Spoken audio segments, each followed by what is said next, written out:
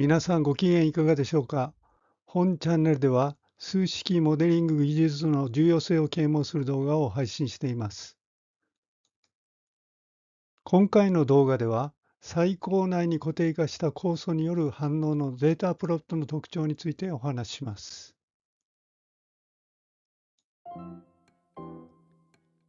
酵素を固体の表面や最高内などに固定化し、その場所から移動できないようにしたものを固定化酵素と言います。酵素には基質特異性、反応特異性という機能がありましたね。基質特異性はその酵素が特定の基質にのみ作用することです。また、反応特異性はその酵素が作用した基質から始まる特定の反応のみを触媒することです。これらの特殊な機能を利用し、1950年代から1990年代まで多くの国で酵素のさまざまな応用研究が行われました。これに伴い、固定化酵素の反応機構を理論的に明らかにする研究も盛んに行われました。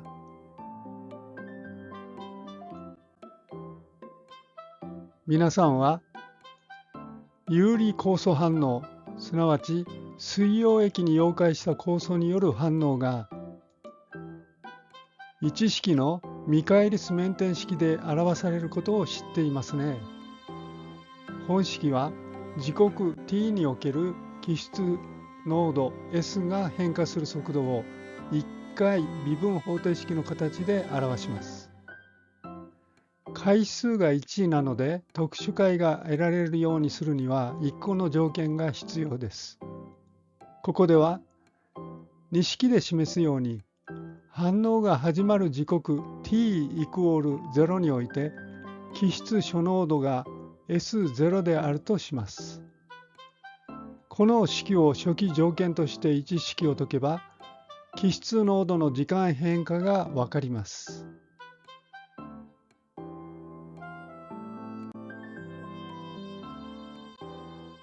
しかしその前に1式中の速度パラメータ、すなわち最大反応速度 Vm とミカエリス乗数 Km を反応実験データから決定する必要があります。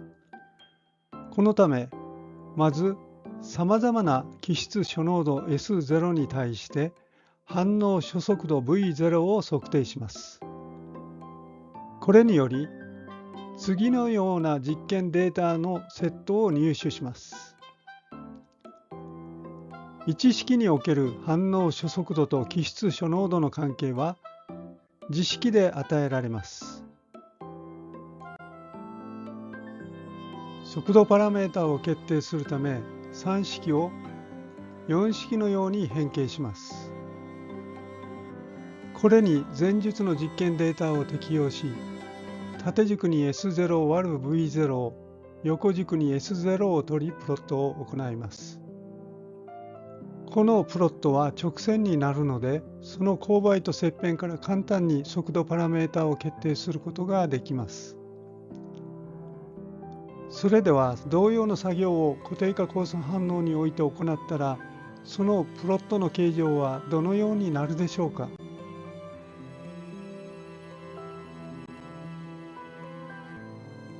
酵素が直径数ミリメーター程度の球状粒子の細胞内に均一に固定化されているとします。これを基質を含む水溶液へ投入し、本液をある程度攪拌しながら反応を行います。この時、粒子近傍には外部拡散抵抗、あるいは胸膜拡散抵抗、粒子内部には内部拡散抵抗、あるいは最高内拡散抵抗が存在します。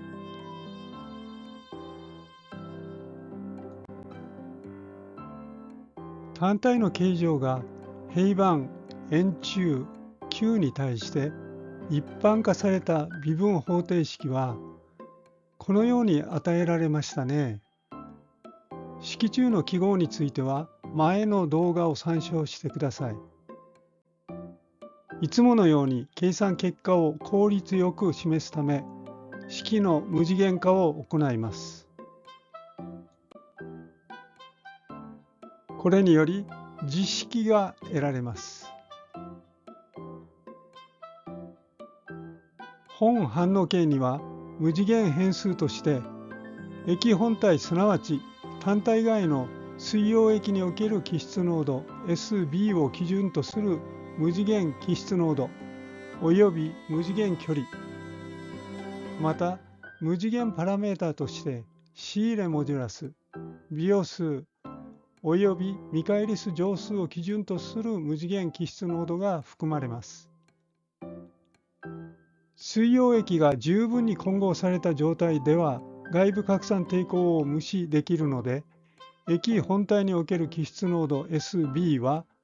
単体表面濃度 SI と等しくなります。この条件はビオ数が無限大の時に相当し、本反応形はファイとベータ B だけに支配されます。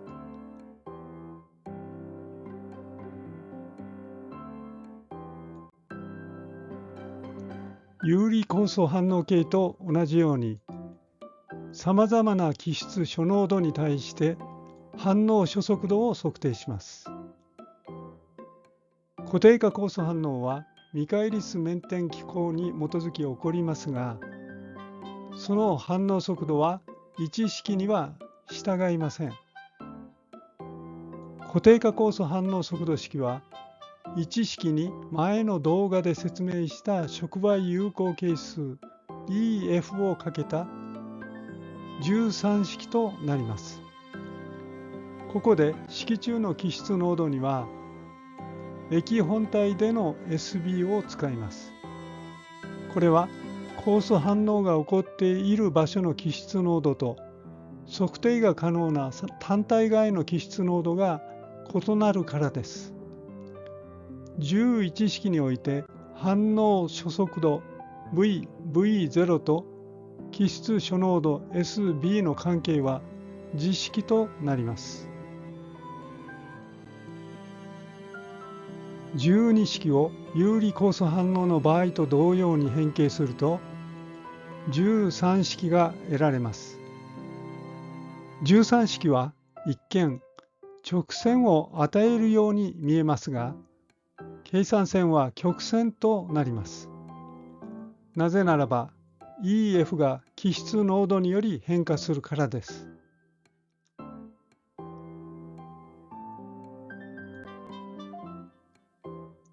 酵素が単体表面に固定化された場合のプロットについては、すでに第5章 5-6 において述べました。この場合、下に凸のプロットが得られましたね。それでは最高内固定化酵素反応のプロットはどうなるのでしょうか。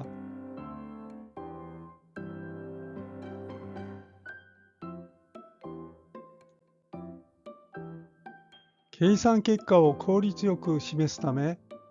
13式を無次元化します。14式をさらに15式のように表します。それでは計算結果について説明します。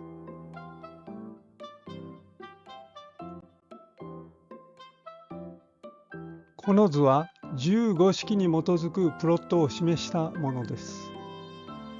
ここでは仕入れモジュラス φ をパラメータとして変化させています。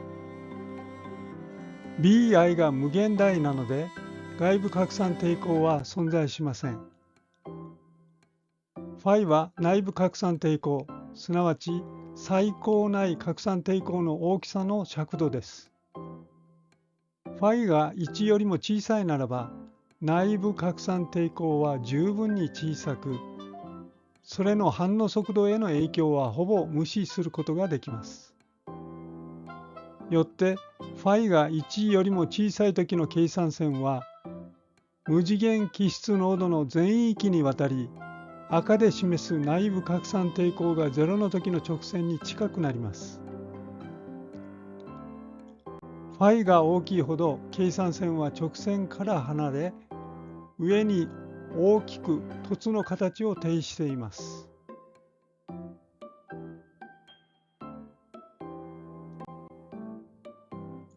φが10以上のとき、反応速度は内部拡散抵抗により大きく低下します。このことは計算線が直線から大きく離れていることにより推測できます。一方、無次元基質濃度 βB0 が十分に大きくなると、曲線は直線に前進するようになります。これは基質濃度が高くなると、多くの基質が酵素の作用を受けずに単体の奥深くまで流入するようになり、酵素はその触媒能力をフルに発揮できるからです。よって、この条件における反応速度は、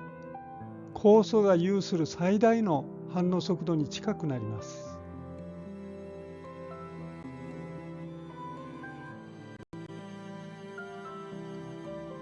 この図は、φを一定とし、微様数をパラメータとして変化させた時の計算結果を表します。微様数 bi が小さいほど、計算線は無次元基質濃度の小さな領域において直線から大きく離れています。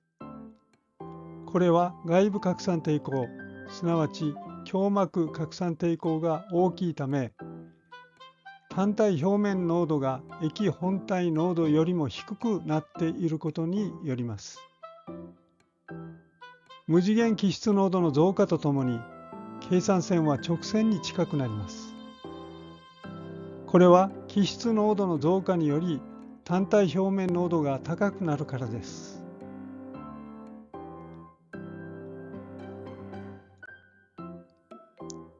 外部拡散抵抗が大きい時の計算線は、表面固定化酵素反応における計算線と同じく下に凸になっています。よってこの形状は外部拡散抵抗が存在する場合の特徴であると言えます。固定化酵素の研究では、このような関数関係に基づく実験データのプロットから見かけの速度パラメータを決定し、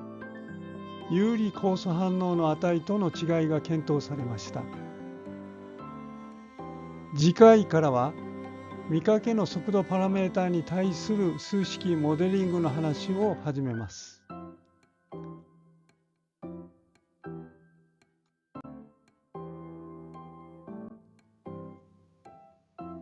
本日のお話はこれで終わりです。それでは次回の動画でお会いしましょう。ごきげんよう。